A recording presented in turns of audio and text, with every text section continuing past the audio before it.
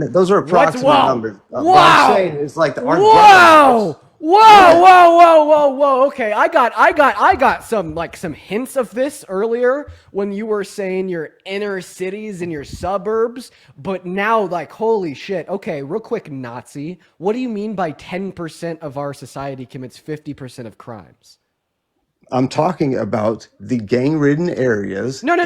What 10% of people? What 10% are you talking about? I never made a claim about 10% of I haven't people. called you any names. I'm just talking to you with facts. Like you're going to bring up personal insults. That shows me that I'm winning. Whoa, you're right. I'm sorry. It slipped out. Won't happen again. Just tell me, what 10% of people are you talking about? I'm not talking about any specific 10%. I'm just talking about the suburb areas. So you're not referring to, like the very common racist trope that 13 or 10% of American citizens. Well, 13 and 10 are different. Which would be black individuals in America. But I never went anywhere there. You're trying to connect dots that aren't there. I'm not bringing up any racial studies. Okay. Well, if you're not just trying to dog whistle racism, who comprises this 10% of the individuals that commit and apparently commit 50% of the crimes? The poverty-stricken cities, usually in liberal states, like St. Louis, Chicago, Cleveland. So what's the demographic? Just individuals in poverty? I mean, brother, it's neighborhoods. You can go onto a map and you can check it out with a heat map, and it's going to show you where all the. Okay, just answer my. Who's the 10% of people that commit 50% of crimes? Whoever lives in those neighborhoods. Okay. They could be white, brown, black. It doesn't matter. But whoever lives in those gang-ridden neighborhoods where crime runs rampant, that's who the 10% I'm talking about. So you're saying that 10% of Americans live in gang-ridden neighborhoods. Bro, I'm not bringing a specific exact number. It's an approximation. Yeah, you did. You did say 10% commits 50%. Yeah, it's an approximate number. I'm saying that in a general way. It's not exactly 10%. I don't know. Are you just saying that individuals are more likely to commit crimes the less money they have? It depends on the culture of what they're around, I suppose. And yeah, poverty does have something to do with it. I would guess. Okay, and you wait. So like first, I do want to say that poverty is inevitably right the crux issue of vast majority of crimes. But you said something else there. You said culture. What culture? Gang culture, tribalism. Wait. What's gang culture? Are you talking about the gang culture we see in the White House right now with MAGA? Is that what you're talking about? Or are you talking about something else? I mean, I didn't say anything about MAGA. It's a completely different story. Well, I mean, that's the only widespread tribalistic gang culture in America today is MAGA. Okay. I just see it as a political strategy. So what widespread tribalistic gang culture? It was great marketing is what it is. He's a businessman. He used a genius marketing idea and he turned it into a political strategy. The fact that you're trying to compare that to gangs like Bloods and Crips and MS-13 is crazy. What tribalistic quote unquote gang culture are you referencing? Brother, I'm not an expert on them, brother. Oh wow! Look at that. Bloods, the Crips. That's the Bloods and the Crips. That's crazy. Everybody knows that there's gang culture. Bloods, Crips, MS-13, anything. I don't know. Aryan Brotherhoods, like all these gang cultures. That is what I'm talking about. That's the 10% I'm talking about. Okay, yeah. Could you give me a study just to show what you're saying is true? A source, maybe, that 50% of our crimes are caused by quote unquote Bloods and Crips? We could look at the urban dynamics of where the crimes come from. I don't want to. I just want to see this fact reiterated elsewhere, please. Oh my gosh. So you don't agree that a majority of our crime happens in urban cities and specific neighborhoods? I'm just asking you for evidence. Do you agree or disagree? I disagree that quote unquote Bloods and Crips commit 50% of crimes, and I'm just asking you for. I'm saying they make up a proportion of the neighborhoods and the gang cities that I'm talking about. Let's see the evidence. It's common sense, man. Wow. Am I scaring you by asking you for evidence? You fucking No, dumbass? brother, but it's just gonna take a minute. Jesus Christ. You got to do work for the first time in your life. I'm so sorry. Brother, I've done way more work in my life than you will ever do in yours. Jesus Christ, I doubt it. I'm sorry, man. I'm so sorry for being mean. I understand that I'm being a bit rude to you. I think it's deserved. Okay. So would you just give me a source? Yeah, brother. Just bring on another guest. I'll be right back. I mean, brother, this is what you do. You act, when people, anytime somebody brings something up, you try to act like they're going to have all these sources on hand. Like, I just requested you because I was bored in my room. Now I'm owning you in a debate. And now you're trying to make it seem like didn't come prepared. But I'm just sitting in my bedroom scrolling on TikTok. Like, you're sitting up here doing this for money. Like, please, brother, I'm cooking you right now. Very interesting. I feel like you'll have more right to say you're beating me in a debate when you give evidence for what you're saying.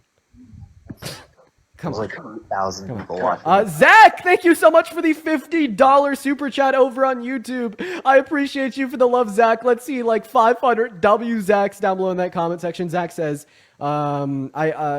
who cares how much extra cash in your account negates SA fascism in line? I'm guessing that was from a while ago and I just didn't say it. Thank you so much for the love, Zach. Everyone show some love to Zach. Also, Sunny Flower with a $50 super chat says, good stuff, Dean. Thank you and your team for tackling this nonsense. Yeah, holy shit, Sunny. We're having a rough day today. This will be a very interesting VOD to look back on. But I do appreciate you for the $50 super chat. Everyone, please show some love to Sunny. Then also Stefani with the $2. Thank you so much. Ashley with the $5 and Briz with the 2. If you're watching the live and you do want to support me, you could support me over on PayPal, which you can find in the link tree in the bio, or on Venmo, which is also in the link tree in the bio if you're watching on TikTok. Now, if you're watching on YouTube, you could support me through Super Chat or Venmo and PayPal, which are in the pinned message. And what is up, Steven? Did you vote for Trump?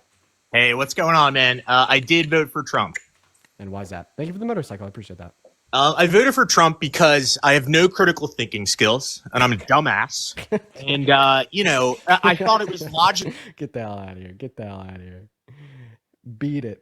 But hit the road. Hit the road. We're going to get that next guest up here. Hit that road. Let's see here. Savannah, thank you so much for the, let's see here, $20 donation on Venmo from 32 minutes ago. I hope you're still in here. Savannah says, I'm debating Andrew Wilson on Tuesday. Any advice on how to win a debate against Andrew Wilson?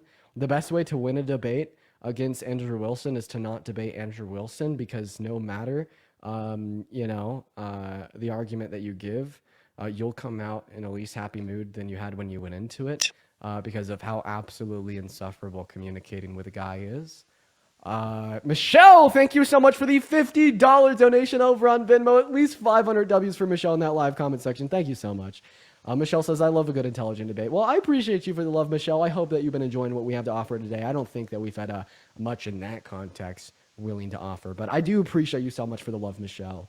Then also, Lewis, thank you for the $2, and Garrett with the $10. Thank you for picking up on the dog whistles. Love it.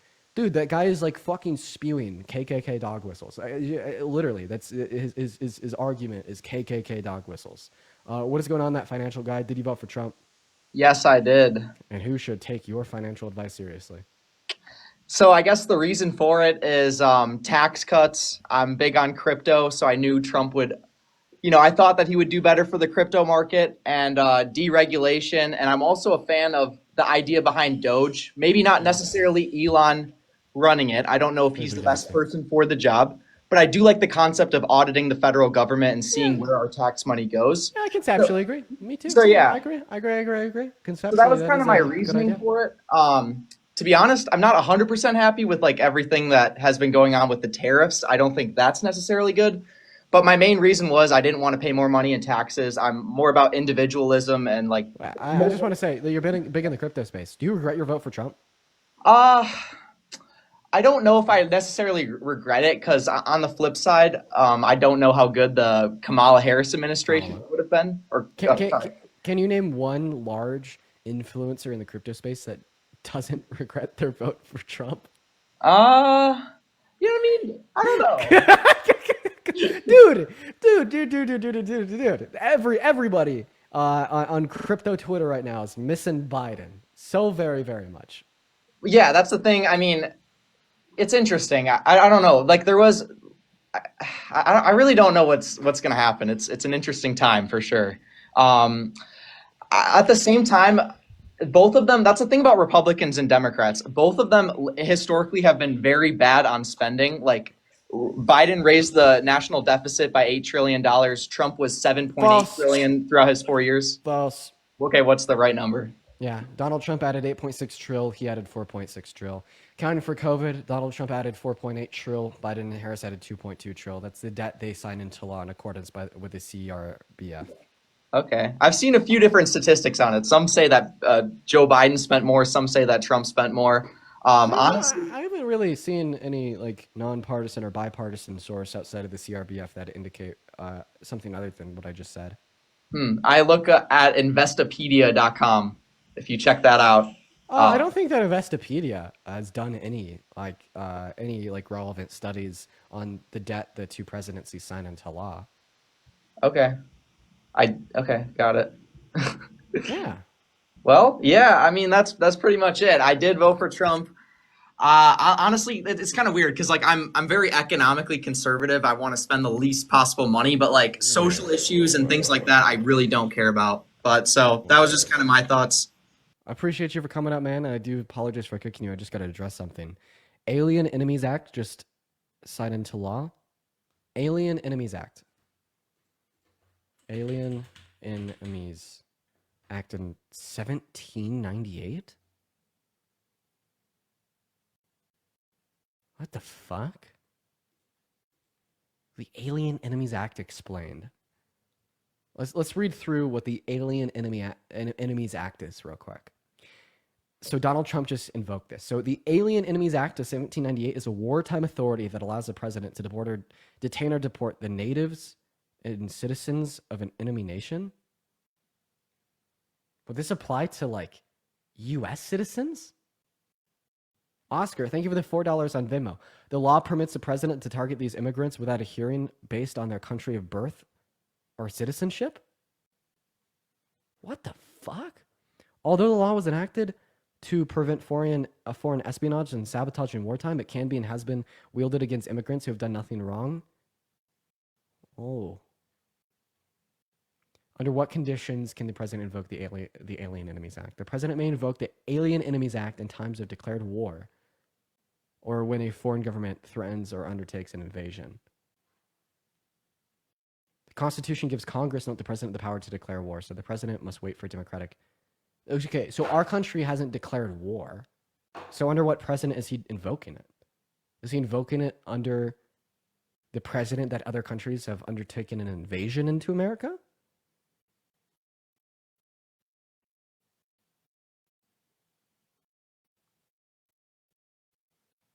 Yeah. Threat of war? Yemen? Yeah, I saw earlier. Apparently you bombed... Bro. Oh my god. Okay, wait. Okay, so we know what the Alien Enemies Act is. That's fucking crazy, okay? Because from what I'm reading so far, this doesn't apply to undocumented migrants. This applies to citizens, legal residents that were born in other countries or that just have dual citizenship. Trump enacts Alien. Let's read about this real quick. Okay. We're going to go to NPR. Trump enact. Okay. In his latest move to clamp down on illegal immigration, President Trump has filed a presidential action invoking the Alien Enemies Act of 1798, seldom law that gives the president authority to detain and deport nationals of an enemy nation during wartime. It's only the fourth time in American history the president has used the act. The directive targets members of a Venezuelan prison gang and authorizes expedited removal of all Venezuelan citizens 14 and older who are not U.S. citizens or lawful permanent residents.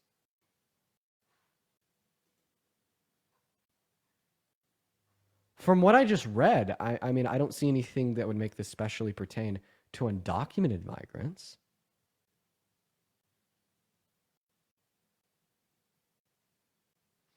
Is this going to be like specially applied to undocumented migrants? Okay. An executive action signed in January has designated this Venezuelan gang as a terrorist organization, declaring that this terrorist organization alongside MS-13, a gang with origins in El Salvador, not included in Saturday's action, present an unusual and extraordinary threat to the national security, foreign policy, and economy. The announcement from the White House came just hours before a federal judge issued a temporary restraining order against the removal of 5 Venezuelan men for 14 days under the expected invocation of the act. An emergency hearing on the matter will take place on Saturday evening. Okay. What I'm interested in is like the current systems in place in America to handle deporting individuals. Because like what I'm confused on is, you know, like Obama did it, Biden did it, Trump's done it. It's something Trump ran on was mass deportation. You know, just deporting undocumented migrants, right? I thought that like essentially if someone's in our country undocumented in accordance with current law, ICE can arrest undocumented migrants and deport them. Is there like particular like court proceedings in which would have to apply to undocumented migrants in America that don't have a claim of asylum in order to be deported? I wish that there's a lawyer that I could talk to about this.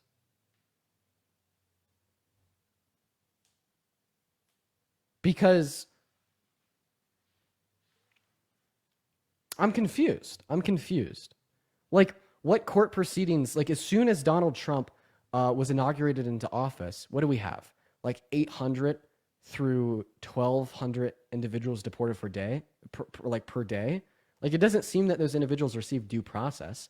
It seems like as soon as Donald Trump was inaugurated, they literally just started rounding up undocumented migrants and deporting them from America. So I'm confused if like there's some application of due process to undocumented migrants. Does that due process exist in all circumstances? And what is that due process? Because essentially like the way that this article is describing the implementation of the Alien Enemies Act is basically a way to circumvent any due process for deporting undocumented migrants. I'd love to talk to a lawyer about this.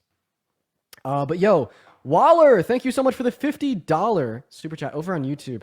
Waller says, I appreciate you being open and honest about your own journey to rationality. I do hope that your streams continue to make Trump supporters stop and think. Here's my contribution. Help out with that. Let's go. Well, first of all, Waller, I really appreciate you so much for the love. Everyone, please show some love to Waller. Down below in that chat right now. I thank you. Thank you so much, Waller. That is so incredibly kind. Pre-war. Yeah, I want to know what the implications of this are. Like, is the implication of this bill deporting some undocumented migrants without due process?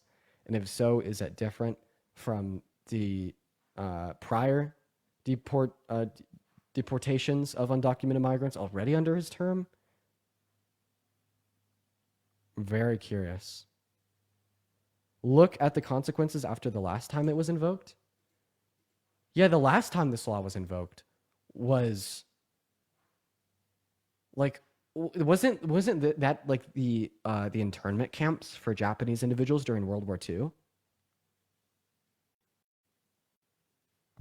Like when the America put like over 100,000 Japanese citizens into camps. Yeah, because that seems like the application of this law. Why does this law still exist? Like the way that the language of this law is drafted, it just takes the rights away from citizens if you don't like the country they were born in.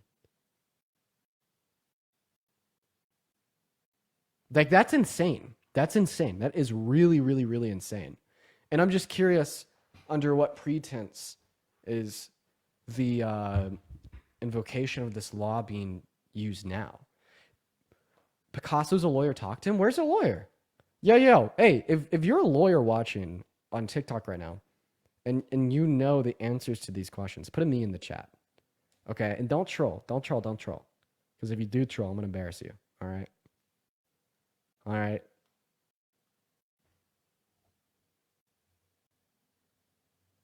So somebody in the chat says, I'm a lawyer. Their name is Harry Sisson Secret. Their bio is, I'm married. I am married Harry's mom after his dad divorced her. Okay, you're not a lawyer. I feel like this is probably not the best way to do this. Ginger, thank you so much for the $25 donation over on PayPal. Thank you for the love, Ginger. Everyone, please show some love to Ginger down below in that comment section. I really appreciate you for that. Thank you so much. Thank you, Ginger. That's very, very kind of you. Huge shout out to Ginger. Yeah. Where's Law, bro? Let's get this guy up here. This guy looks like a lawyer. We'll get Pitt up here. What's up, Mr. Lawyer Man? Can you explain to me the Alien Enemies Act and insofar as its implementation in the infringement of the apparent due process of undocumented migrants? And if so, has that due process been granted to undocumented migrants that have been deported already under Trump's administration? He just left.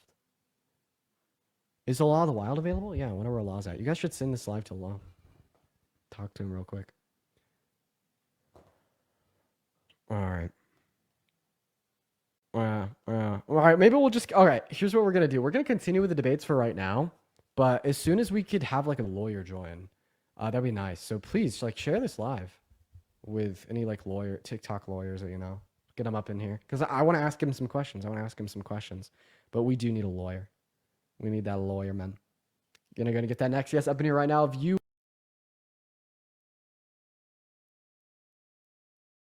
down in the bio. Hell yeah. All right. Everyone just give us a minute while we're getting the next guest up in here. Go ahead and spam MAGA down below in that chat if you want to join or hop in that queue. We got Lily loading up. Yeah, we'll try to get Law in here.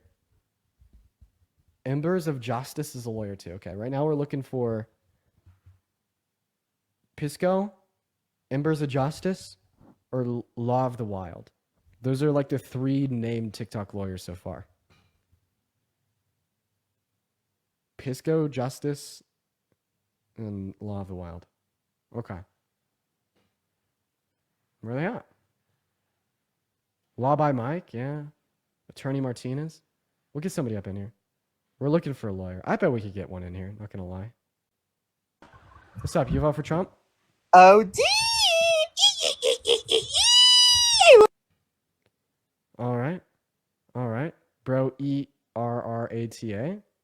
Where's ERRATA? Apparently we have a lawyer in here.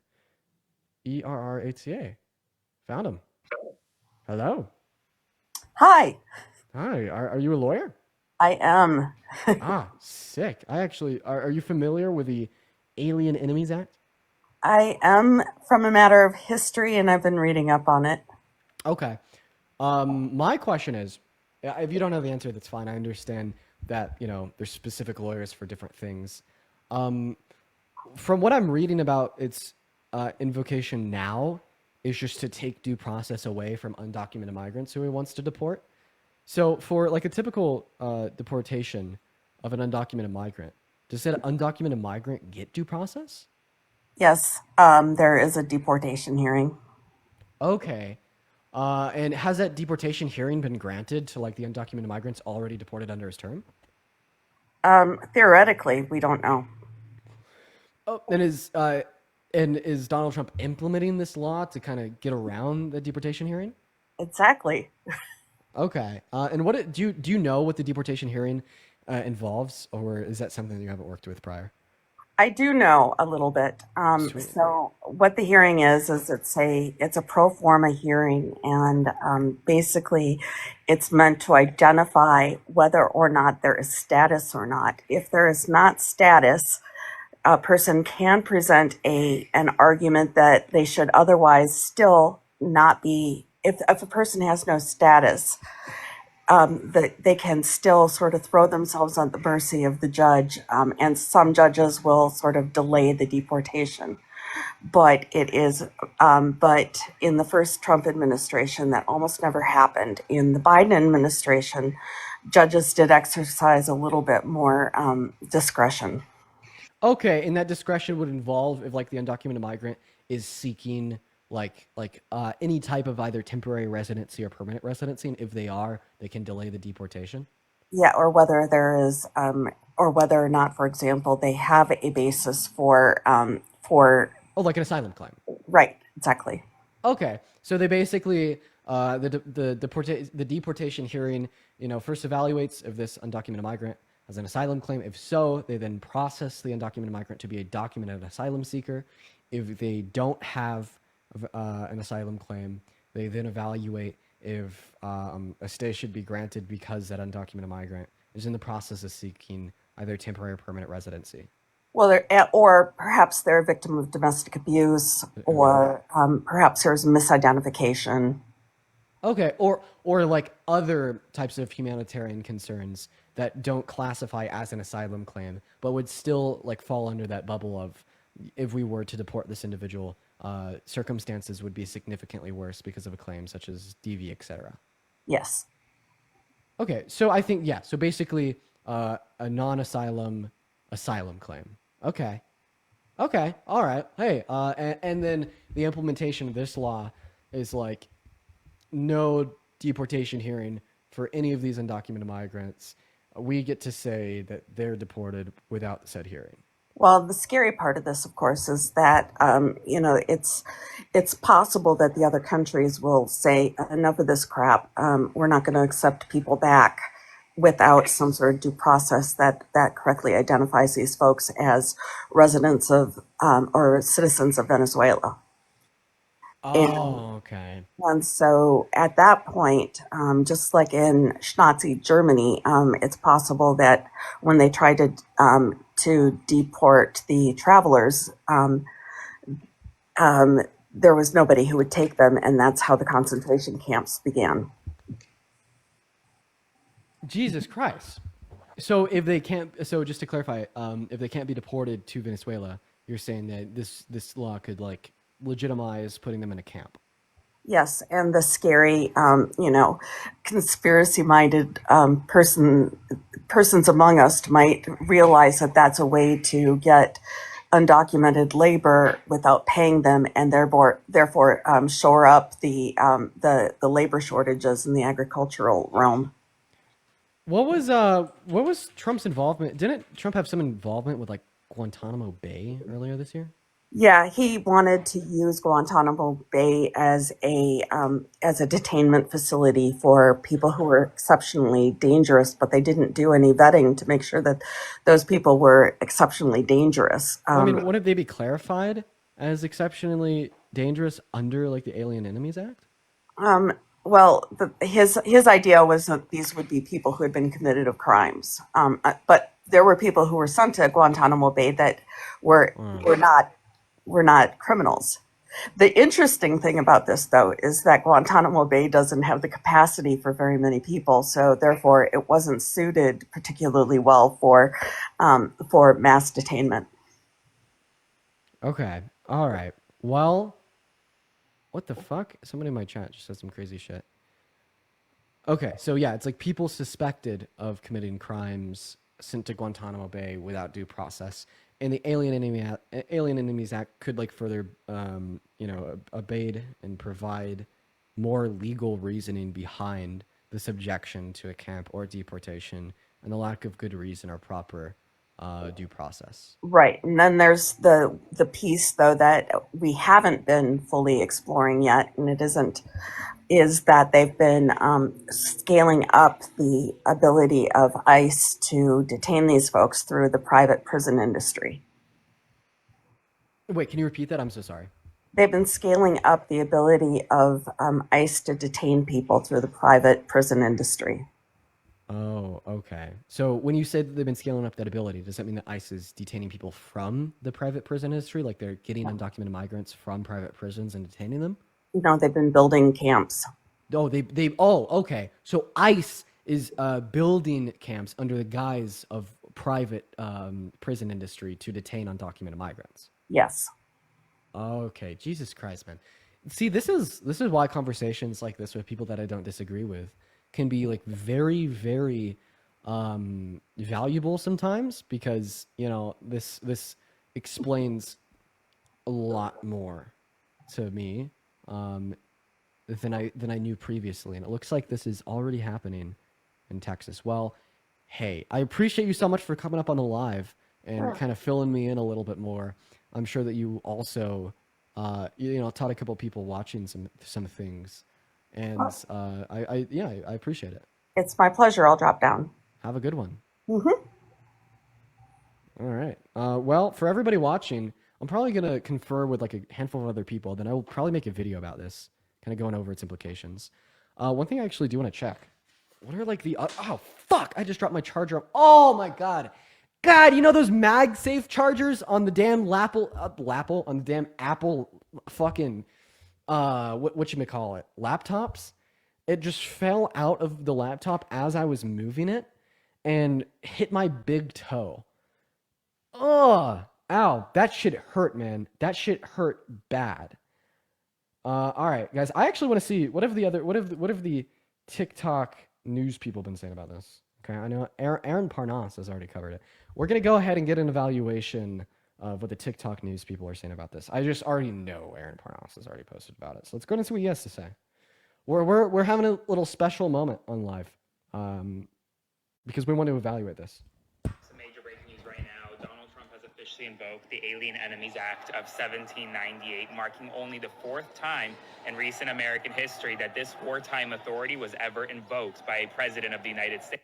Today's invocation, according to the proclamation, specifically targets Tren de Aragua gang members, any Venezuelan individual over the age of 14 years old and a member of the Tren de Aragua gang can now be targeted under this wartime authority. This wartime proclamation will allow the Trump administration to speed up mass deportations for those individuals who are not lawful permanent residents and who are not naturalized in the United States. One of the most recent times this authority was invoked was during World War I and World War II, and it led to the internment of Japanese migrants. Right now, this invocation is limited to just these Tren de Aragua members. I'll do a full legal breakdown of what this means on my Substack shortly. Be sure to subscribe for free at the top. Okay, yeah. So, like right now, right, in accordance with the statements coming from Trump and the White House, which, by the way, okay, probably shouldn't be taken too seriously.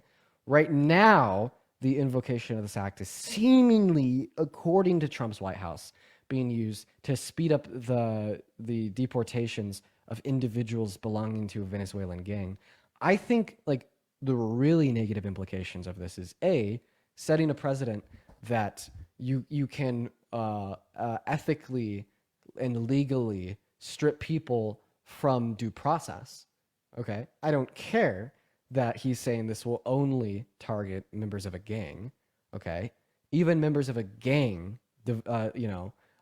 deserve due process. And the moment we stop extending due process to people in America is a very dangerous and volatile moment that sets America on a very scary and harmful trajectory.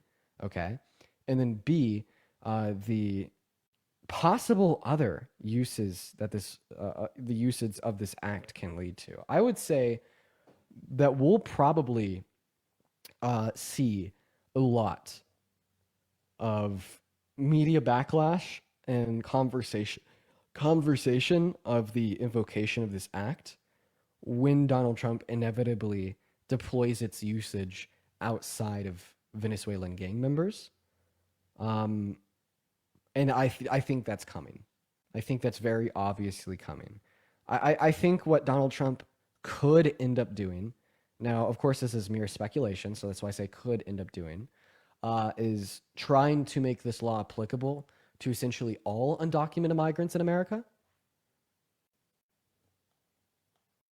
Get Rollo up. Who is Rollo? I don't see anybody by the name of Rollo in the queue. If I do, I will add them up. Where are they? They're an immigration lawyer? Oh, perfect. Wait. I saw that somebody said named Rollo said I requested in the chat. Oh, beautiful. They are in the queue. What's up, Rollo? Dean, How we doing? how's it going, my friend? Doing good. Doing good. Great. So you're an immigration lawyer. Yes, I specialize in criminal defense and immigration and the intersectionality thereof.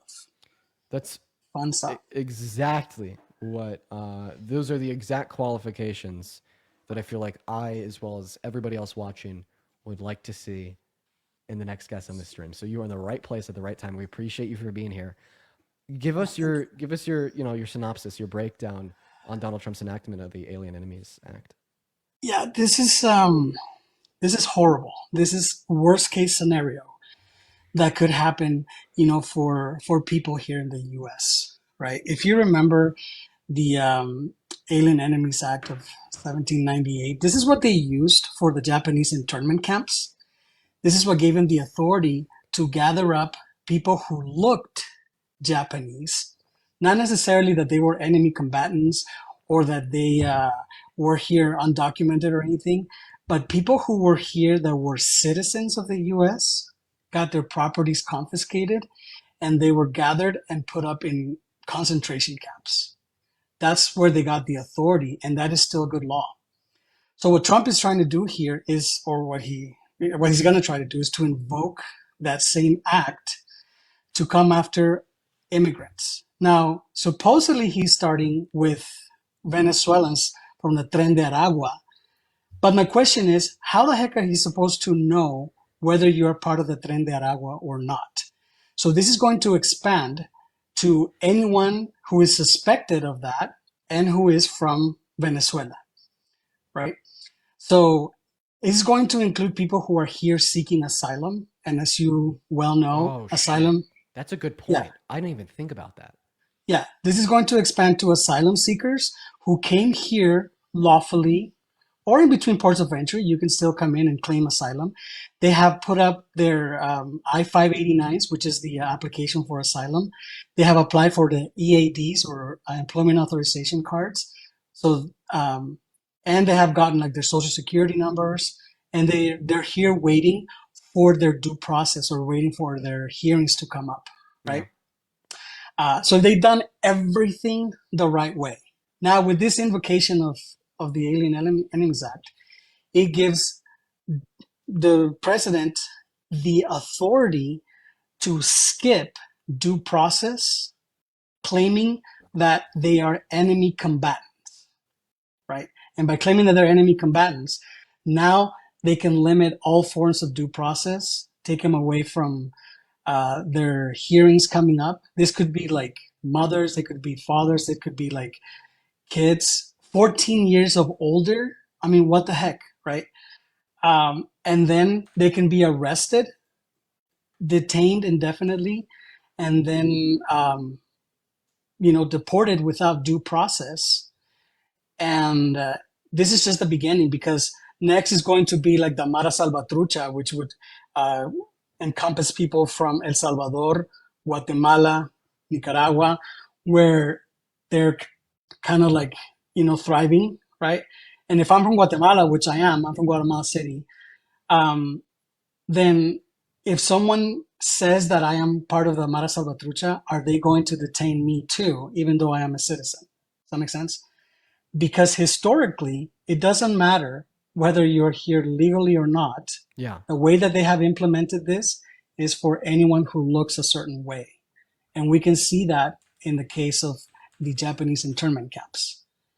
So, and take away this act. Donald Trump has already been doing this. Now, I think you heard of that person who was from Colombia, who had a tattoo on his neck. He came here lawfully through the CBP-1 application, and he got to his appointment. And that day after, Donald Trump canceled CBP-1, which allowed people to kind of get in line and then show up for asylum. And then he canceled it. And because he had a tattoo that someone thought that it could be related to the Tren de Aragua, he was sent to Guantanamo Bay as some kind of like incurable criminal, right? And he was sent there. No due process, just assumptions based on a tattoo that didn't have anything to do with it. But his family and everyone says, no, this guy is legit. He doesn't have any problems. He's not a criminal.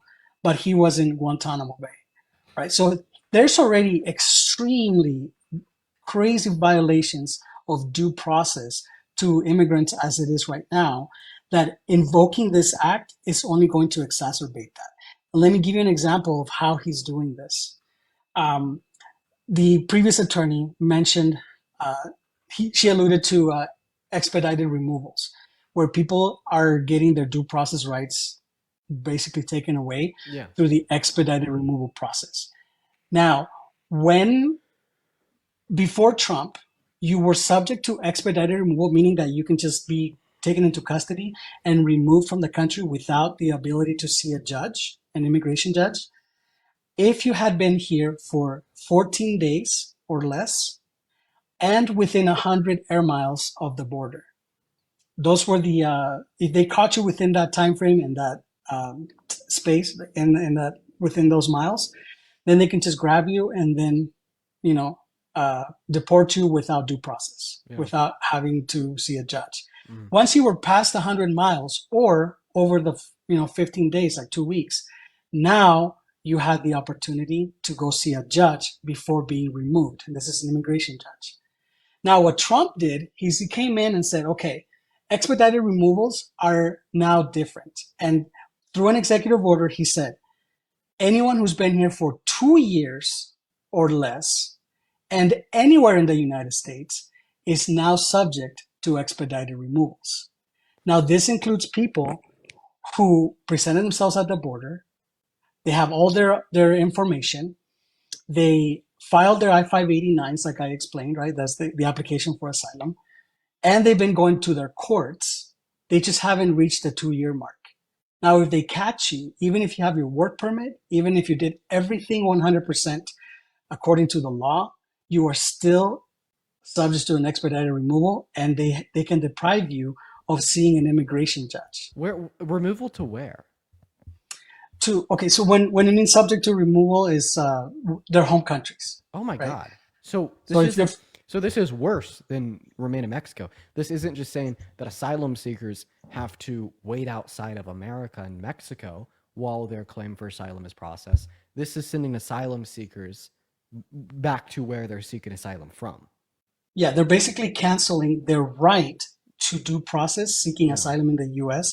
by expanding the definition of who is subject to expedited removals. And I mean, assuming that these asylum seekers in the process of claiming asylum, going to their court hearings, etc., are deported back to their home country, that kind of just cancels their claim. Their due process is gone. They are no longer. Are they still like in the systems in America for their asylum claim? Or I'd assume not, because if they're not showing up to their court hearings because they got deported, that their asylum claims kind of just thrown out. With the expedited removal, they're order removed. So there's like a final order of removal, and then they're sent back to their countries. Does that make sense? Yeah. So back to their deaths, my friend, because the stuff that's happening, people who have these claims, most of them have solid claims, but because how the law works when it comes to asylum, I don't know if you know this or not, but about 90 to 95% of asylum claims are ultimately denied by judges, not because the claims aren't solid, but because the laws are so horrible that you can fail an asylum claim on like 15 to 20 different grounds. And if the judge says, even if everything is good, but one of the issues here in asylum doesn't fit, they can just deny it. And that's what they do, right? So then they're sent back to their deaths. I've had clients who within a couple of weeks of being returned to their countries have been unalived, right? And that's the issue here. So they don't care. And this administration is violating people's constitutional rights of due process by changing the goalpost on what it means to be subject to an expedited removal. Has this been held up in any courts? Have there been any like federal judges that have contested that executive order, or has it kind of gotten through? We have organizations like the ACLU. You have organizations, that are a lot of immigrant advocacy groups that have been filing lawsuits and everything. Yeah. But it's a long process, and but before it gets to the courts and they block him, one thing, he's already known, and he said that he's not going to follow court orders. We know he's disobeying court orders too. What can you do in that circumstance? And two, sorry, I didn't mean to cut you off. Feel free to continue to explain. But I just have no, that's good. What can I? Nothing. like besides like reported and then, maybe like some class action lawsuits coming down the pipe, stuff like that. But for now, there is nothing that we can do because the way that they're doing this, their goal is to deport as many brown people as fast as possible and limit their due process to the max. And that's exactly what they're doing. That's what they said they were going to do, and that's what they're doing right now. They're even going after Cubans. I don't know if you knew this, but Cubans, when they cross into the border, they could ask for an asylum, and it was a special asylum where they can have a pathway to citizenship through being a legal permanent resident and stuff like that. Right now, they're revoking those claims and they're taking people into custody and they're removing them back to Cuba, even though they came here and did the right things. So Cubans vote like at a 66% MAGA, they're like Trumpists. And now they're like crying because, they're going after Cubans. Okay. So just to make sure that I have this right. So like in like layman's terms, Donald Trump passed an executive order essentially allowing him to revoke and terminate the due process of an asylum claim from any asylum seeker that's come into America in the last 2 years. And he's revoked and he's reinstantiated a law from the 18th century that right now he's stated his intended purpose is to use it to deport anybody who's suspected of being in a Venezuelan gang without evidence. Yeah, essentially, right. What he's trying to do is claim that as many immigrants that are enemy combatants, because the whole thing with the Alien Act of 1878 is that if you classify certain types of people as enemy combatants, and it should be limited to only those that the U.S. is at war with, right? Yeah. So I have no idea how he's going to do that because Venezuela is not at war with the U.S. Mexico is not. Guatemala is not. Like nobody is at war with the U.S. Now this is specifically for countries that are at war with the U.S. But he has been using a lot of rhetoric about invasion, right? Have you heard this? Yeah. The invaders. That's the first thing that I read about the bill online was that it applies to individuals from countries that you're in wartime with, or like a country that's invading yours, and that's been his rhetoric since day one. Is all these foreign invaders. Exactly. So he's probably not going to approach it through the war with the country, but it creates, I forgot what the wording was, but yeah, basically an invasion, right? And it creates national security or some bullshit like that, right? That's the approach that he's doing. But then it's so arbitrary because just because you're from Venezuela doesn't mean you're from the Tren de Aragua. Yeah.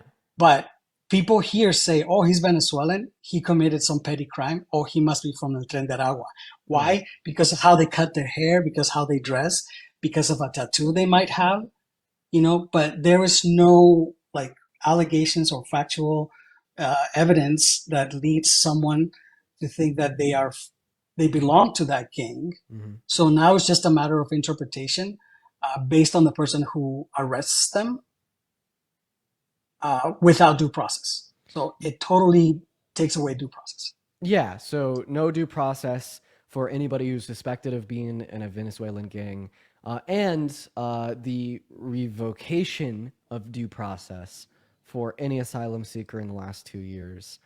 And he wants to end birthright citizenship, which would mainly apply to the children born in America of an undocumented migrant or asylum seeker. Has he announced any like large scale attempts to remove deportation hearings from all undocumented migrants in America, or is there anything that we've seen so far in his term to reduce the amount of time, effort, energy, and cost that it takes to deport any and all undocumented migrants?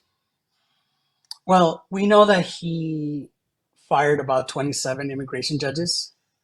And immigration judges are the ones that review all the cases, the asylum claims. Interpret those claims. Yeah, and an undocumented migrant is seeking any type of temporary or permanent residency, or if they might have a claim to asylum. So he's removing the judges that are more lenient and, probably can end up replacing them.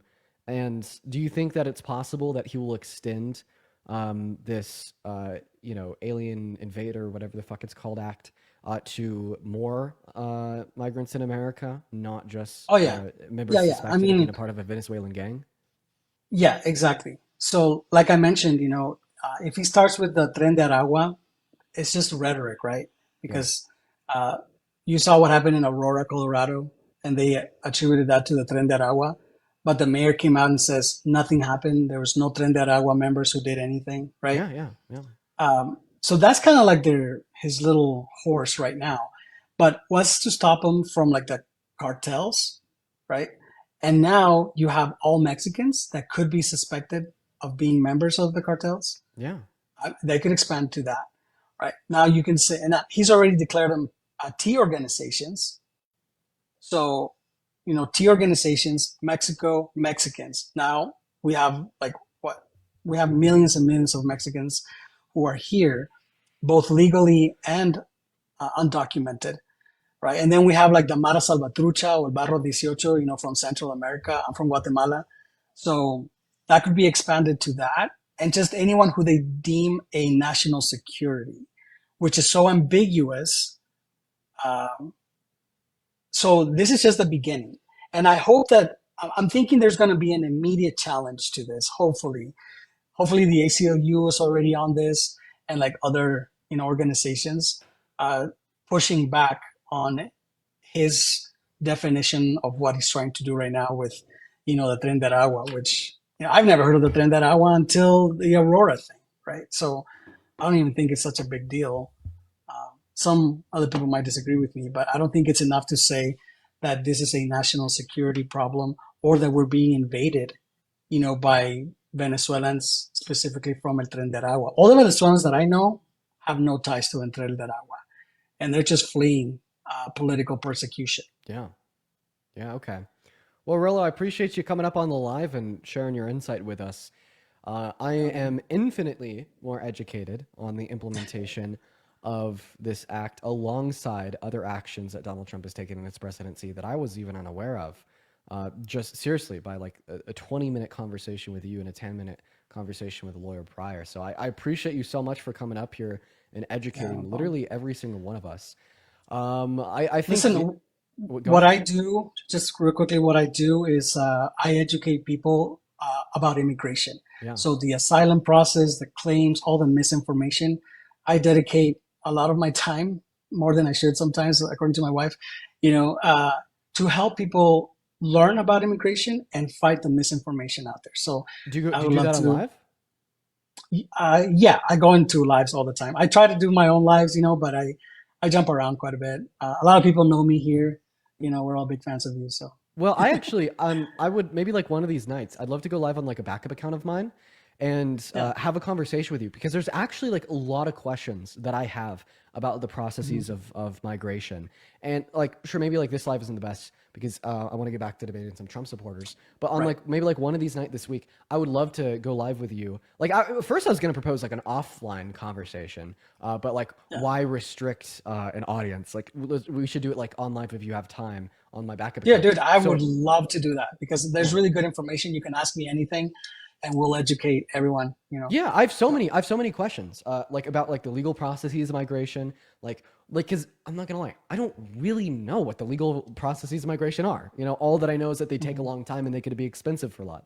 So like I have a lot of like very specific questions about like the legal processes of migration, insofar as like what they literally are, what it looks like for somebody to want to legally migrate from a country outside of America to an American, what kind of forms of legal migration there are, in the sense of what does a process look like for a green card, or what does a process look like for a work visa? What does it look like for permanent residency, and is there any types of permanent residency outside of permanent citizenship? Or like how long does that take? How much does it cost? What are migrants screened for in these different processes? What are the asylum seeking processes? What do those courts screen for? I've infinite questions. So I would love to spend a few hours with you, like for sure. You tell me when. You and I will have an in-depth conversation, and this will help you with your debates because you guys reach a bigger audience, you and Parker and all the fun dudes, and the more educated you guys are, the better educated a lot more people are. And maybe we can reach some actual change for an actual meaningful immigration reform that would help everyone, including the U.S. citizens as well as, migrants. I have a lot of suggestions, and I would I love to spend agree. time. No, I agree. It's super meaningful. And like it's even very important for the left. Like up until like a month ago, like I knew I disagreed with mass deportation and I didn't think that Donald Trump was good for immigration, but I didn't really know like what would be better than what Kamala Harris was providing, where we've gone wrong in modern American history. What is the solution to undocumented migration, if undocumented migration is even an issue, et cetera, et cetera, et cetera. Because what I feel like the left is lacking right now is strong, explosive, rhetorically, appeasing positions on what is better for immigration compared to what Trump is doing. Because I feel like the average American right now has been so predisposed to just saying undocumented migration, bad, the lowest numbers possible of all migration, good. And that's about it, because that's what Donald Trump Yeah. has been telling everybody for the last 8 years. He's been winning that battle, just like the misinformation battle. And as Democrats, I personally feel backstabbed by Democrats because they never had my back when it comes to the immigration. So that's why they lost a lot of the Latino vote. I can explain the whole situation and give you a rundown of the historical facts about it and why we need a big shift to like be more pro-immigrant and trying to get those votes back. Yeah. Because a lot of people just voted out of spite because even like the Langford Act, dude, I felt backstabbed because all it did was punish people. It didn't provide any solutions. And I know a lot of people thought it was a good thing, but it really isn't. And I can explain why, in our follow-up conversation. I don't want to take much of your time. I would love to. No, because I was on Jubileus doing my 1v20 and when Yeah, I the saw immigration that. got brought up. And I was making some points as it would relate to the Langford Act and in support of the Langford Act, saying it's a good thing, saying like Kamala Harris's immigration policy is so good. Like the one major critique that I saw from a lot of people that have further left than me at the time was, Dean's cool, but Dean's absolutely lived out this institutional like droid, standing behind anything that the Democrats say. And what that caused me to do is like look into the systems migration more and not just kind of align myself with what I think looks better on paper due to my priors insofar as conversations with other Democrats in a more institutional sense, et cetera. And my immigration thoughts have shifted significantly farther left since then. I'm like probably more ideologically aligned with like a leftist, like your more typical socialists on my immigration views today after learning more, but I would love to learn even more than I know now. So I say, yeah, let's hop on live. I followed you. I will message you, and I think that can be a very valuable and interesting conversation. I'm at your disposition. I'll make some time, and be prepared to get depressed when I walk down the real issues on immigration. Frustrated, alarmed, upset. All of these emotions I might be able to draw from you once you understand the extensity of how stupid and horrible and unfair our immigration process is, and why I get so pissed when people say, well, do it the right way. If you're going to come here, do it the right way. There is no right way. And we can talk about that too. Ah, perfect. I mean, like, of course, like, I don't want to be depressed and sad, but I want to know truth. No. I'm a truth seeker, and the conversation would be like very valuable. So I appreciate you for popping up. I appreciate you for being willing to have further conversation, and I'll DM you and we could schedule something out. I feel like it'd be valuable for me and thousands of other people. That'd be awesome. That'd be awesome, my friend. Let's do it. Cool. Thank you. Thank you for having me up. All right, take care. All right, guys, we're gonna get back to the debates. I gotta say, immigration has been my like shining interest recently. I'd say like for the last 2 months, I haven't been really interested in anything more than immigration. So I feel like a further conversation with Rolo, like on a backup account, would probably be so very, very valuable, because I'd say that immigration is probably what the average American, apart from like some geopolitical issues overseas, is the least educated on insofar as domestic policy. Yeah, that's a way to frame it.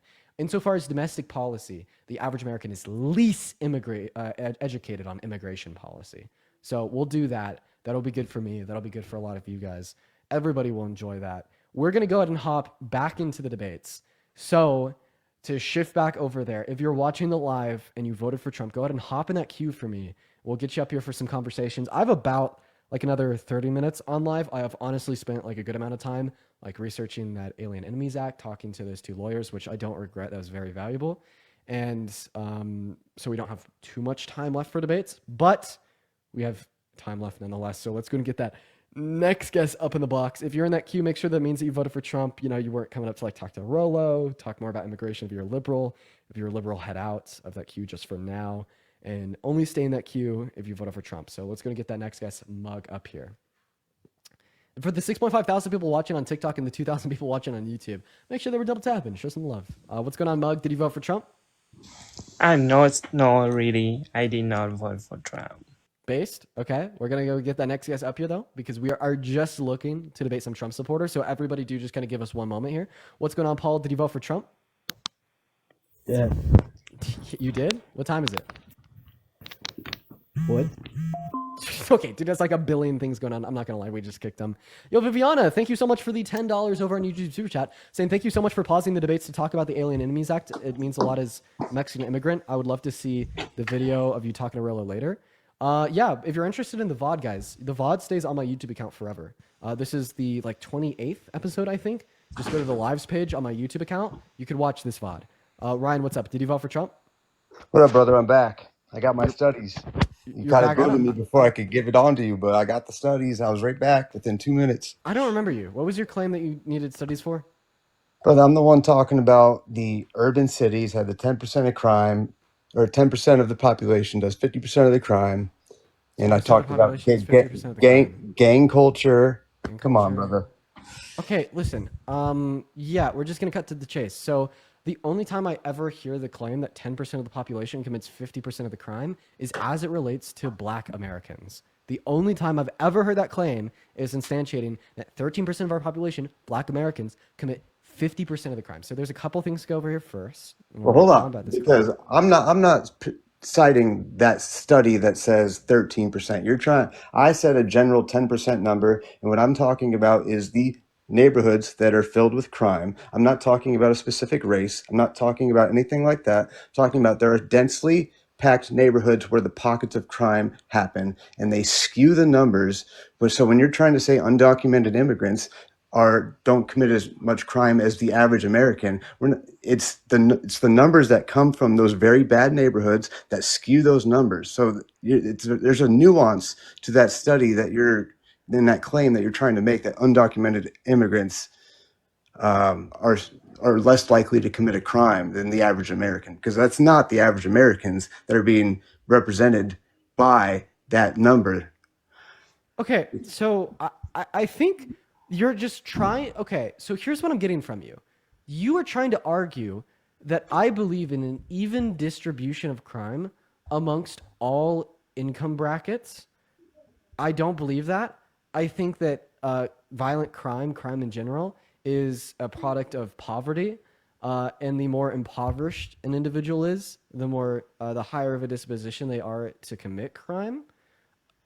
And I don't see what that fact does in countering the idea that I shared with you that undocumented migrants... Your exact statement was that an undocumented immigrant is less likely to commit a crime than me specifically, is what you said, and I said no. Than the average American. And I don't believe that's true, because if you that is true, because what's an average? Well, do you know what mean, and do you know the difference between mean and median?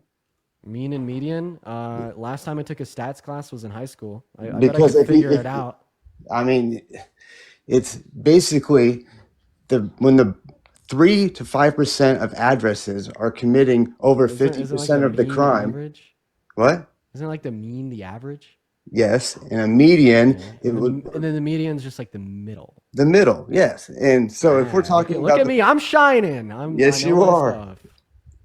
So if you're talking about the median of an average American instead of the average that's brought up by all the crime that happens in those densely pocketed areas of bad neighborhoods, because I got the studies, and there's multiple studies that show over 50% of the crimes happen in 3 to 5% of the addresses in streets in bad neighborhoods in America. And I got multiple studies if you'd like to see them. all that the studies that you want to demonstrate show is that crime is significantly more prevalent in over-policed and impoverished communities. And I don't disagree. And the people that live in those impoverished communities is not the average American. But whoa. So you're saying that we should ignore the fact that crime is adjacent and consequential of poverty. And but just don't misrepresent the number of the average American. Wait, absolutely. Low-income Americans are going to be included within a statistic in which serves to evaluate the per capita crime rate of the average American. Like, dude, if you want to exclude low-income Americans from the per capita crime rate, would you be okay with excluding the top 3% of Americans from per capita GDP? That's not the same. Why? Because I'm not misrepresenting. You're the one that told me that 50% a of the crime comes from 3 to 5% of neighborhoods. What percentage of the GDP per capita do you think comes from top 3% of earners? It's probably a lot. I don't know. So we should exclude that too, right? That's the incentive of capitalism and what gives people the drive, because they see that the American dream is thank you so much for the fully awake and vibrant here. That's why people move here. Was the American dream fully awakened and vibrant in France before the French Revolution because they had the identical levels of income inequity that we're experiencing today? Was that the American dream? Did they have as much free market opportunity as we do? I'm actually unaware of the systems that levy the market. I assume not. Well, I know that we have a free market and we have a capitalist society, and anybody can go open up their own business and they can make it. Anybody can do you support a free market? I support. Yeah, I do. I mean, okay, so obviously, but there's going to be some nuances. Like there's got to be some regulations, like public utilities. Like it's not always going to be black or white. Everything. Obviously, you don't think that we should have any restrictions on immigration because that impedes upon the free labor entry into the market, right? No, that's not true at all. Wait, I thought you want a free market, and it for absolutely American does. Citizens, for our country's citizens. It's not. Doesn't mean anybody in the whole world can just hop on over here. Yeah. I mean, you just think we should have? I mean, you already said it yourself. You think we should just have open borders and allow anybody and everybody to come over here overnight? So I want to make it clear that restricting labor entry into the market impacts the market for the citizens because less people are working, less people are paying taxes, less people are spending money. The companies aren't selling as much as they could be otherwise. There's an opportunity cost insofar as foregone government revenue and GDP growth. And that's why there is a legal process for migrants to come here. That's why there is a legal process for them to come here. Do you support the current legal process? I mean, yeah. Really? What about it do you support? I support that it's a legal position that people can come over here to get in here legally. So you just support it because it's legal. You don't support it because of anything to do with the actual system. You just say it's good because it's legal? I trust my friend when it comes to this because he's more of an expert than I am, because his family is from Afghanistan. His dad migrated here with nothing when he was 20-something. Your friend, are you just saying good because legal? No, I'm not saying just because. So then why do you think it's good? I think it's better than coming across here illegally. Well, I'm not asking you to contrast it with undocumented migration. I'm asking you, what about the current system you support? That there is a possible way for people to come here if they need to. Okay, so if there's any possible way for people to come here, you'll support it. Would one of those possible ways, a fair, systematic way that makes sense? Would one of those possible ways, people don't just get entries? To Wait, one second. Would one of those possible legal ways of migration into America that you support be as many legal ports of entry along the border that screens individuals for prior violent offenses and lets them migrate into America with ease? That could be a possible way, but there's going to be people in the government and the people that have to look at the statistics, look at the logistics of the whole operation, and see how many we can let in at any given time. Wait, would you say if we were to implement that legal system, it would be good because it's legal? Not just because it's. There's a lot of new. So then, what are your other? What's the nuance as it would apply to the current legal systems that makes you support them? Okay. I mean, I haven't been given any reason to not support it. Do you have a reason to not support it? Yeah, I'll give you a good reason. I'll give you a really good reason to not support the current legal systems of migration that are very sympathetic to your own hateful worldview. if the hold on. Where do you get that I have a hateful worldview? You've name called me multiple times. I've come with respect and I've come with like honest intentions. I don't appreciate all these name callings and hateful words. I don't have a hateful worldview. Please continue. We spent like the first like 20 minutes of our conversation debating if you were giving me a Nazi dog whistle or not. Okay, you were debating that. You were trying to connect those dots. I said nothing of the sort. I'm so sorry. Like this is like the equivalent to like a really old racist white guy. It's not. It's really not. Just give me a second. You don't even know what I'm going to give you an analogy to. I haven't even stated the equivalency. And you're already denying it. So just let me give you the equivalency before you deny it. This is like the equivalent of like an old racist white guy getting a Nazi, like a swastika tattoo, and then arguing that it's just like a symbol of peace from Buddhism. Like, dude, saying that 13% of our population commits 50% of crimes, and that's I didn't say 13%. And it's related to gang behavior and culture. Like, that is like the most obvious fucking Nazi KKK racist dog whistle I've ever heard, okay? For you to try to invalidate, right, me questioning if this is a racist dog whistle is like, seriously, once again, like a racist old white guy invalidating one questioning if the swastika on their chest is related to Nazism, okay? Now, I'm going to go ahead and move on with what I was saying, because you asked me to name one bad thing with the current legal processes of migration that you would agree is bad. I could give you a very clear example that is very sympathetic to your own worldview. You do not like undocumented migration into America. The current legal systems of migration cause a significant amount of undocumented migration into America, as a significant portion of migrants who do enter in with the use of undocumented means do so because they feel as if the legal means of migration are unattainable, rather because they take too long or are too expensive. So in other words, the current legal processes of migration are causing undocumented migration. You're asking me to name one bad thing that is consequential of them. There you go. You can't disagree with that, right?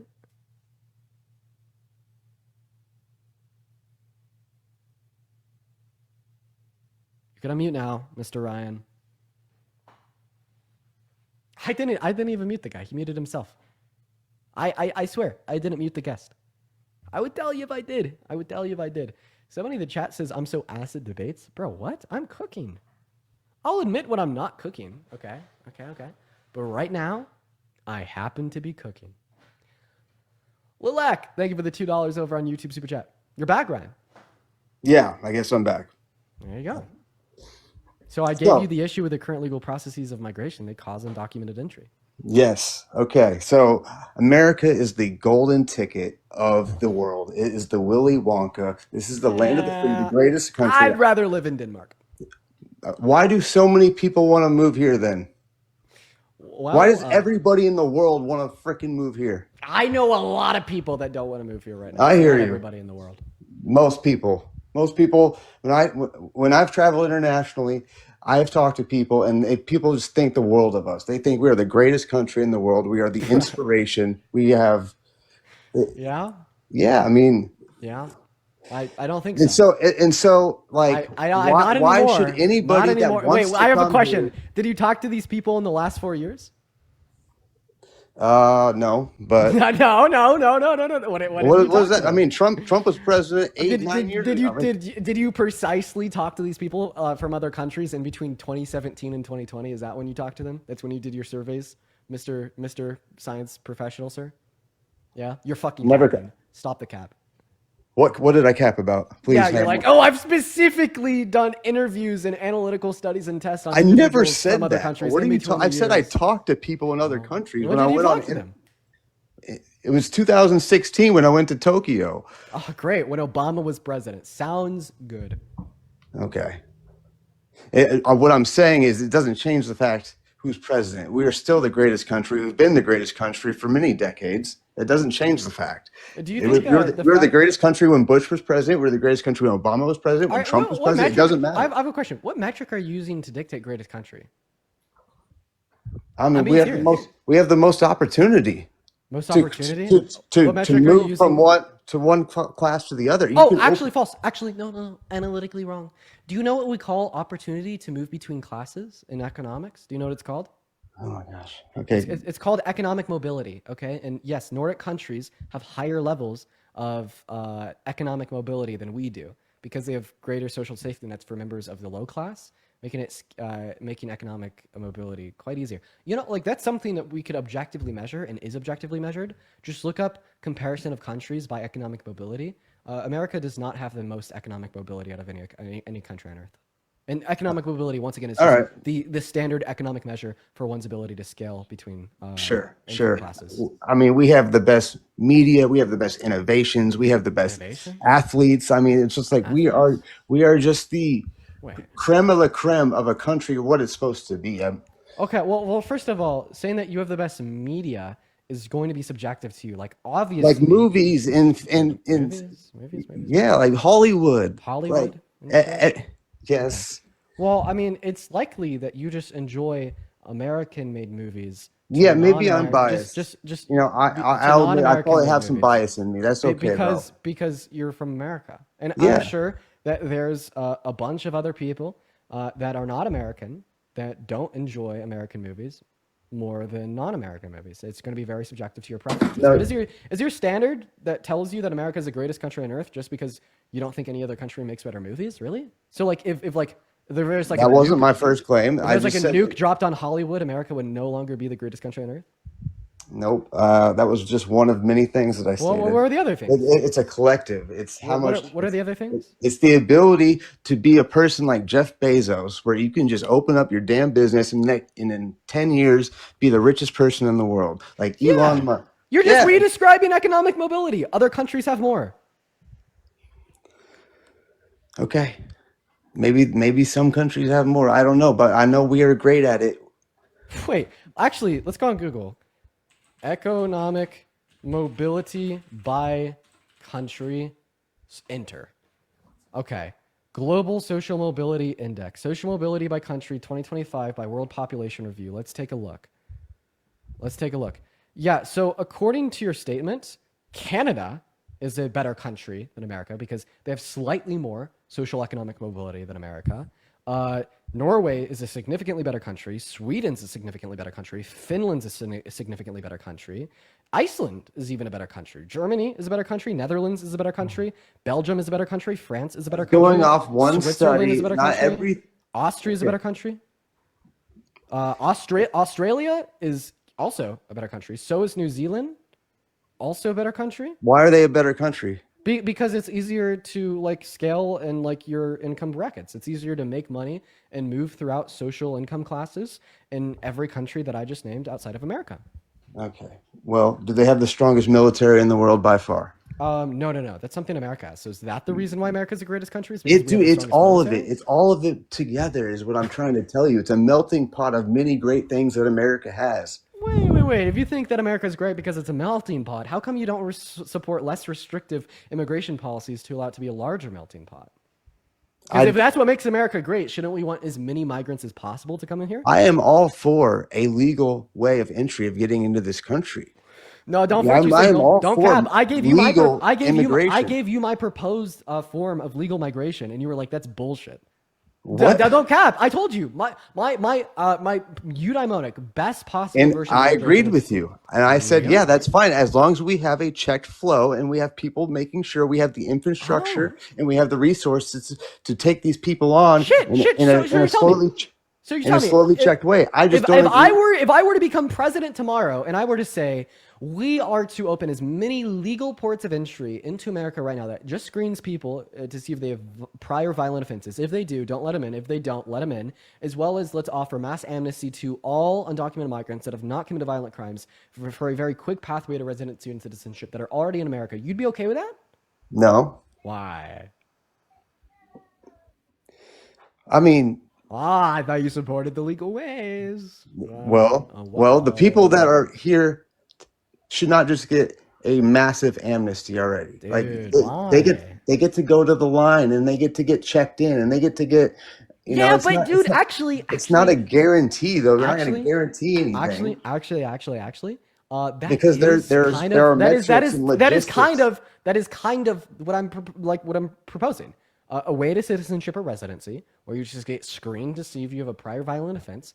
Undocumented migrants fall into this line, and so do all legal migrants. So in other words, the undocumented migrants are literally getting in line with the legal migrants. Yeah.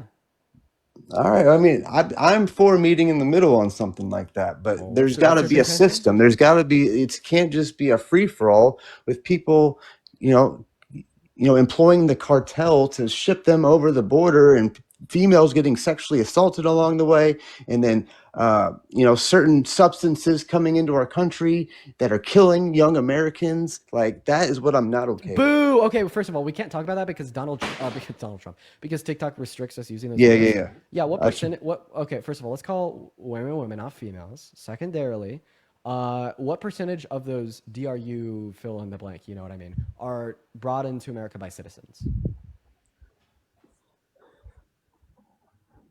I'm sure a good amount, because 85. Yeah. What has Trump ever done to crack down on those citizens? Well, he just declared those people the T word. They employ citizens. So what does he do to crack down on the citizens that do the work for the cartel? Well, I'm sure they're if they get caught, they go to prison. But what is Donald Trump offered insofar as further restrictions to catch more? Nothing. So don't. What do you mean? Source. He's going after the source. These citizens. I can't hear you. Quite frankly, I can't hear you. Just give me a minute. Still can't hear you. I still can't hear you. Quite frankly, we're all there and we're back. Sorry, everybody over on YouTube. I couldn't hear them either. So, all right, we're back. So, yeah, has Donald Trump done anything to further restrict on citizens bringing the you-know-what across the border? He's going after the source. Did you see how? What does he have more control over? Cartels in Mexico or citizens coming into America through ports of entry? They can always find more. Answer my question. What does he have more control over? He doesn't have control over the citizens that he doesn't know is going to, work with them. What does he have more control over? The legal ports of entry on American soil? What is more effective way to take out the carriers or the cartels in Mexico? Answer my question or I'm going to kick you. What was the question? What does he have more control over? The legal ports of entry into America on U.S. soil where citizens are crossing with the you-know-what, or the cartels in other countries? The legal ports of entry. So what is he doing there? What do you mean? Like, they have tons of checks and balances and drug dogs and checkpoints. Okay, well, obviously it's not working if 85% of those things are trafficked by citizens. So what does he do? Right. So now he's trying plan B. No. What has he done? What has he done since his inauguration in 2017 to crack down on those citizens?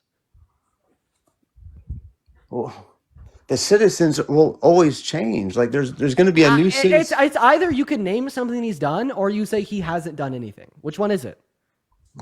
I don't know that he's done anything. Oh, so that must be a really big issue to Donald Trump if he's done nothing about it in like the first 4.5 years of his presidential administration. Because he's going after the source. You're going to take out the messengers, what is he even? carriers? I don't even. What is he doing to the cartels? He's going after him. What do you mean? How? By labeling him? He labeled them the T word. But I thought that sticks and stones couldn't break your bones. Isn't that why like Republicans are okay with slurs and shit? I don't know about being okay with slurs. I'm not okay with slurs. Okay. Well, good for you. But a lot of the Republican Party is, and I'm happy to hear that from you. But like, what is a word going to do to them? Because it's granting extra funding and extra military presence and having those special operations. Wait, military presence where? On the border, right? There's special operation teams that he is committing to going after the cartel by going using after them T-word. Where? In Mexico or at the border, I don't know. But all I know is the Mexican government got so scared they handed over 13 of very dangerous cartel criminals. Wait. Give me any evidence that he wants to spend special operative troops into Mexico. Again, I have to look it up again. Yeah, you do. I mean, I don't know about in Mexico, but I know that there are special operation teams that are being put on the case. That's all I know. That's all I read. What are they gonna do, dude? Come on, bruh. I don't know, bruh. They're gonna do something, just like how they found. Yeah, get your silly ass off this life. We're gonna go to move on to the next guest, and Stu. Yo, YADIRA, thank you so much for the $20 donation over on Venmo. Saying love your content. I do really appreciate you for the love, YADIRA. Everyone, please show some love to YADIRA down below in the chat. I don't want to butcher your name, so I'm just going to spell it, but I do really appreciate you for the $20 donation. That is very kind. What is up, Ant Stu? Did you vote for Trump? Oh, yeah. Okay, why? Well, when he was president first. Wait. Age. 20. You think you're going to be able to make that one fly?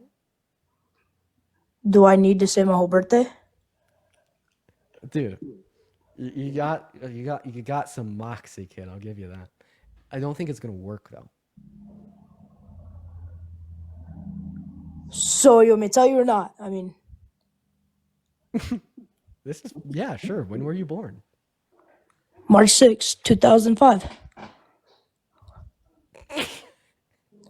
You did your research. Hey, Mr. 20-year-old, what's a mortgage?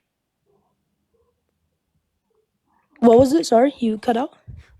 Mr. 20-year-old, what's a mortgage? He left. Oh, dude, how could you hate that? I can't even be mad. Good on the kid. Good on the kid. You know, I gotta give it to him. He did good. You know, that puts a smile on my face. It's very funny. It's very good. It's very funny. We're going to move on to the next guest. We got Miss Blue loading up, and he tried significantly harder than anybody else, and I will give him that. We're going to move on here, you guys. So if, you're in that queue, make sure that you're back, and we're going to get you up here. I think that's the first time a feud is trying to get me to try to join my life has ever put me in a better mood than I was before. Typically annoys the hell out of me. Not that time, for whatever reason. You have to Google Ryan Marquardt's the last guess. You have to Google him. What pops up? Let's see. And we'll do that while we're getting our next guest up in here. But thank you so much for the $25 over on PayPal. I do appreciate that. Everyone, please do show some love to Ryan. So, sorry, not to wait, not to Ryan. Okay, we found him. What am I supposed to be looking at here? Oh, wow, that guy was found with 170 pounds of the good. That's impressive. That is really impressive. Holy shit. That is a lot. Yeah, sure. Here, that is like, can somebody visualize that for me? How much is What was his last name? Just because I want to catch up here. Marquardt, how much is that? Like if I was to be standing in front of like a 12 by 12 room, how much would that be? That's fucking crazy. And by the way, when I said that's impressive, it's not impressive in a good way, okay? It's like impressive in a bad way, where the usage of the term impressive there is not being used to reflect positive virtues, but rather like, what the fuck? That is so much. So maybe there's a better word I could have used there. But Ryan, what's up? How old are you? 31. 31. Okay. Did you vote for Trump? Yes, sir. Why is that? I mean, I didn't vote for Trump in 2016. I voted third party just because I've kind of always been that way. And I had my heart set on RFK Jr. And when he dropped out, I didn't know which way to go. And then he endorsed Trump. I was like, man. And so just because I felt it was my civic duty to vote, that's the route that I chose, because I had high hopes for RFK Jr. So RFK first went to Kamala Harris's campaign. So my question for you would be, if Kamala Harris didn't end up ghosting him and actually brought him on board, would you have voted for Kamala Harris? It's a great question. I've never considered it. What's your answer? Yeah. I mean, just like raw look into my head, I mean, it's definitely a factor. I didn't really have anything super negative about Kamala, like in and of Wait, do you itself. have I any mean, I other? Do think you, I do you have anything super negative about Trump? Like a lot more than I do about Kamala. right, But which should make him the less preferable of the two candidates. I guess for me, it's like I have more conservative leanings, and I felt that it's like a sniff test, right? Is what we call it. Like, So you just I guess in my he was the less industry. preferable out of the two candidates, but because you've self-labeled as a Republican, you voted for the Republican. No. Let me finish. Let me finish this one out.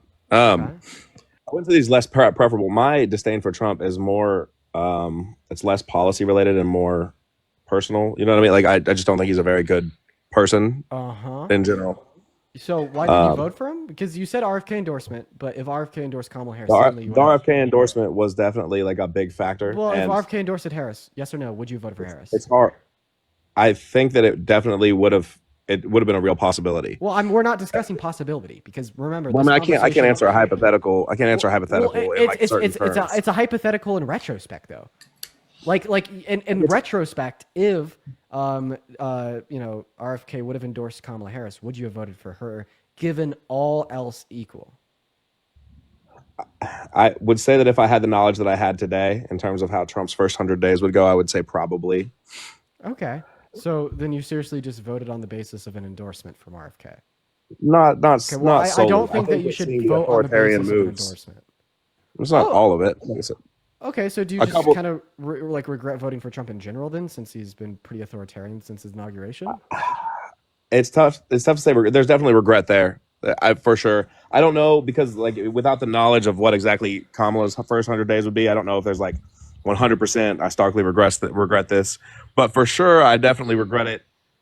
Looking back at it, and there's a lot of crow I've had to eat. Beautiful, Ryan. That's awesome. Beautiful. How's your day been so far, Dean? Dude, today's stream has been very crazy interesting. Interesting. We got started with some of the most crazy guests I've ever had on the platform. And then we went into a very productive conversation with a couple of lawyers informing us about some things to do with immigration. It was an awesome conversation. Okay. And now we're kind of at a weird in-between, hearing Nazi dog whistles and gibberish. And then you joined, so here we are. Yeah, wild day. It sounds like wild day. Yeah. Well, these streams do a number on me sometimes. It's one of those days. How long you been on? Let's see. Well, about 4 hours. Dude, I always accidentally get on at the exact time you're about to get off, dude. It's brutal. Yeah, we'll do another debate or two. Yoshi, thank you for the 28 Canadian dollars over on YouTube Super Chat, saying just donated in solidarity with my fellow Ryans who aren't completely irrational weirdos. Let's go, Yoshi. Huge shout out to Yoshi, y'all. Huge shout out to Yoshi. Thank you so much. Then Aaron, ERIN, with a $20 donation over on PayPal, saying for the Grift Fund. Thanks for everything that you do. Yo, W Grift. Let's fucking go. Hell yeah. Massive W's for the Grift down below. Fuck yeah. We're going to go to move on. Here we go. Is Dean Mike's quiet for anybody else? Says some random chatter in the YouTube. It is. Nothing I can do to fix it. That's why I will always first go live on the DNC Dean account and stream from YouTube Studio on my computer so I could actually control that. But that account has been banned for a day. 3 days in a row now. So I don't see much of a future over there. What's going on, Redneck? Not much. Are you a redneck? Yeah, I am. Self-described. Very interesting. You definitely voted for Trump, right? Yes, sir. Why is that? I voted for Trump because on a moral level, right, I don't really agree with a lot of his moral stuff. Now, I agree with a lot of his American interest stuff, like putting American businesses first and how is he doing that? How is he putting American businesses first by crashing the stock market, having banks project a potential recession, and plummeting our own exports because of counter tariffs from every country in the EU, Canada, Mexico, and China? Okay. Are you familiar with the USMCA? Oh, I am. Okay. Do you know that nationally in 2022 and 2023 that we were in a deficit by almost 190 billion both years? Trade deficit? I don't think that trade deficits are actually bad. I don't understand why people care that much about trade deficits. I'm not going to lie. I've never gotten it. But are you saying that the USMCA causes trade deficits, which was a bad thing? In a technical sense, yes. Okay. Mm-hmm. Who passed the USMCA? Donald Trump's trade policy was so great, right? You think Donald Trump had good trade policy? In some instances, yes. In some instances, no. Like everything, nobody's perfect. Okay. What instances do you think he had good trade policy? Anything to do with the EU. Okay. So do you think the USMCA was bad? In some places, yes. In some places, no. I prefer not to be in a deficit. But Wait, can you explain to me what's the problem with trade deficits with other countries? Why is that problematic? Because, okay, so it's like investing into something, right? Whenever you're making an investment and you're not receiving the return from that investment. Whoa, bro, yes, you literally do. When Americans spend money on Canadian goods, you receive the Canadian good. The return is the good. Okay, and are we spending more to import or spending more to export? To Canada? Yes. We're spending more to import the goods that we get. No, we're spending more to export our stuff to them because of their they have tariffs. Wait, if we're exporting goods to them, you understand? That means we're making money. They have by tariffs the that are nearly 250%. Wait. If we're not spending more on Canadian goods than Canada's spending on American goods, then we're not in a trade deficit. What do you think a trade deficit is? Trade deficit is the loss of money and the loss of goods. Wait, what's being lost? What money? Is this hypothetical money? We are giving more than they are giving back. Oh. No. So a trade deficit is literally when we're spending more money on their. Okay. I'm gonna explain to you what a trade deficit is. So here's what a trade deficit is. For simplicity, we're gonna imagine literally two companies: an American company that makes socks and a Canadian company that makes socks. Sometimes the American company will buy their socks from Canada. Sometimes the Canadian country will buy their socks from America, but they also both produce their own socks. So at this hypothetical year, the Canadian company bought $100 worth of American socks to sell to their consumers, and the American company bought $200 worth of Canadian socks to sell to their consumers. The American trade deficit would be $100.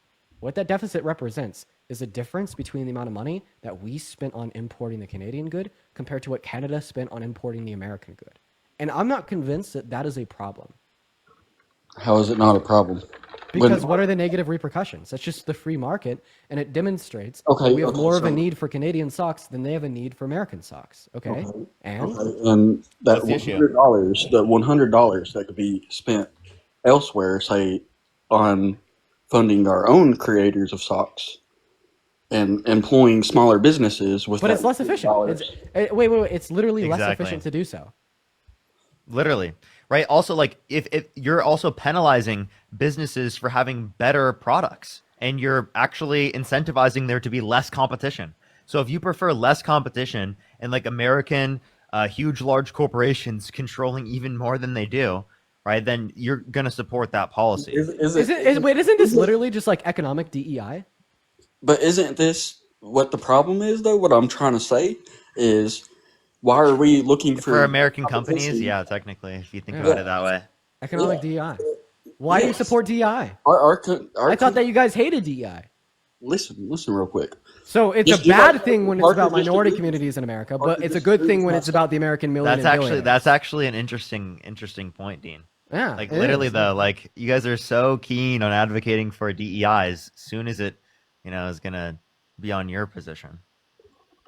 Yeah, I want American interests first. I don't want companies outside of America benefiting off of our back when our back should be the ones that are being benefited on. Wait, but we literally benefit. You want some equity and inclusion for Americans, right? I have no problem with anybody inside America. My problem is I get this woke liberal on America.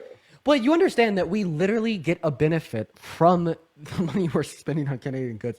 or we We wouldn't do. stay We in do. That's why we buy the products, dude. Yeah. That's why we buy the products. Okay. What you're trying to do, like if you put it in real terms, is you're trying to restrict people from buying products they would have otherwise bought so that you can force them to buy American products. If you No. want to incentivize people to buy domestic goods here in the United States I have to one good produce here, example. how about you start buying them yourself? How about you go to Donald Trump and you say, in your Trump hotel, you should have only made in America I have one good products. example. Because when I walk into the Trump hotel, and I made a video about it with Dean and Harry, right? It is the case that they were made in China. They weren't made in the United States. Okay, So but- we should look at Trump's own businesses, right? Why aren't they going to be, made in America? Can I bring up one point?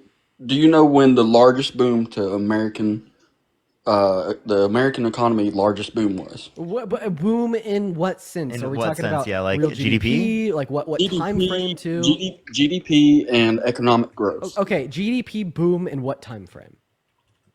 Our largest GDP came when we produced 80% of the stuff for pretty much World War II. Okay, so from the industrial military complex. Yes. I believe that. Okay, I believe that. Yes. So when we were focusing on making our own stuff instead of relying on China, which at the same time had roughly a similar industrial come up. You're thinking the $5. Why did we boom and China didn't boom?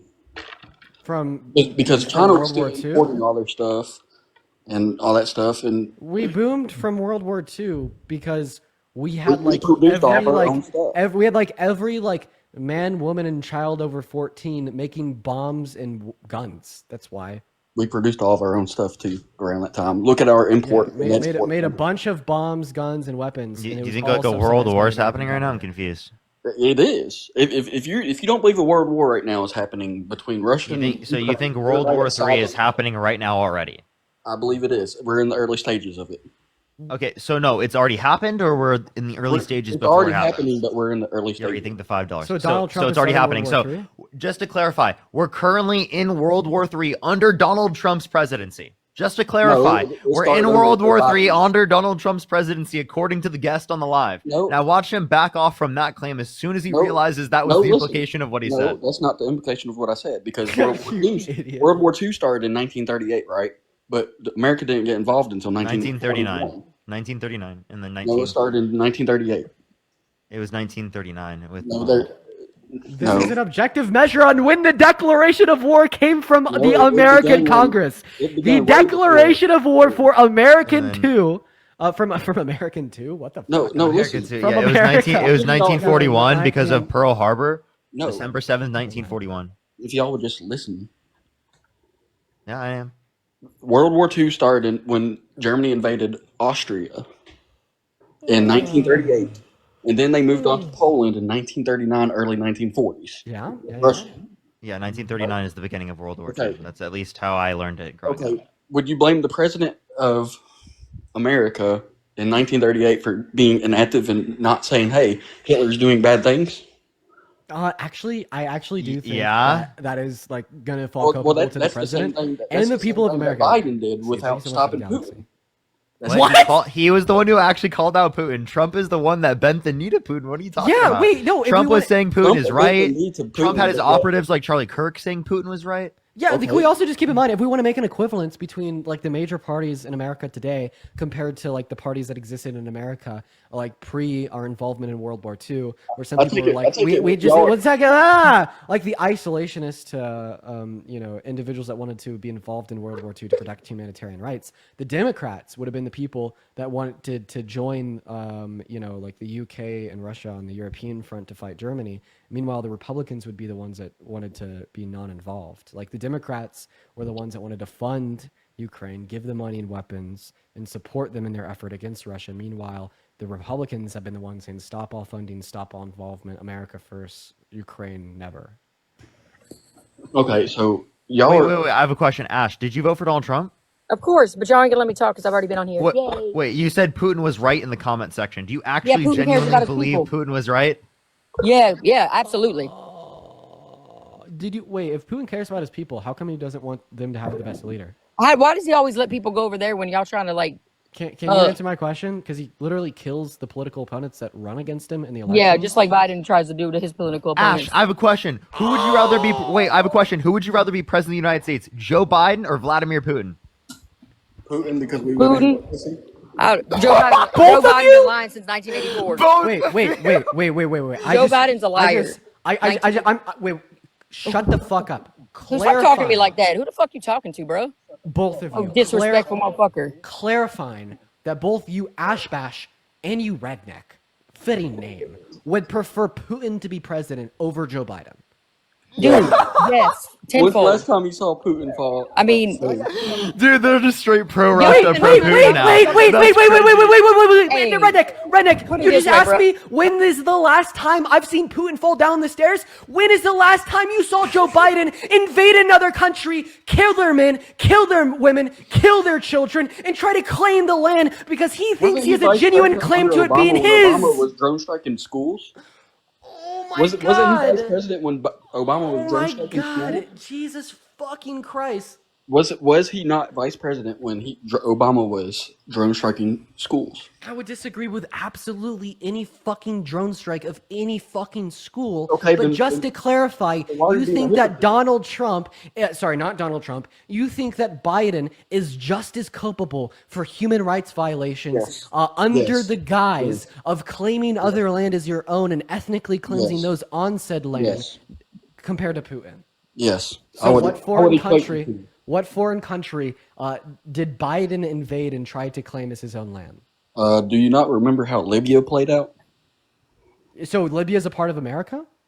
We were trying to make it I forget what the exact thing was called, but something about the oil investment of America or something. Dude, I just hate me. I just really like. I just want to hear how. Oh, hold on. Here, next question. Kamala Harris, right, or Vladimir Putin? Putin. You would rather Putin be president of the United States compared to Kamala Harris? No. Why do you want America? Jesus Christ, dude. You are so lost. Wait. You are so lost. What type of... Where do you get your information from? Redneck. Wait, I have a question. Where do you get your information from? Not any of them liberal colleges y'all went to. Well, no, where? Tell me, where do you get your information from? Dean, I really you just have to ask realize a that question. you got brain warped at college, right? No, tell me. I literally I got an economics degree. Most of my professors were like literally right wing. So don't even get me started on that. Secondly, can we talk about this? Please answer the question. Where do you get your information from? Like genuinely, I'm concerned. I get my information from all over. I didn't ask you. We'll talk about that in a second. Redneck, I'm asking you right now, and then I'll ask you, Ash. Well, after you ask Redneck this question, then I want to ask Redneck a question real quick. Okay. The majority of the information I get comes from like the CIA website, you know? Okay, whatever the fuck, I guess that's your answer. So, Redneck, just to clarify, I'm going to ask you a couple questions. You would prefer Vladimir Putin to be the president of America than Kamala Harris, yes?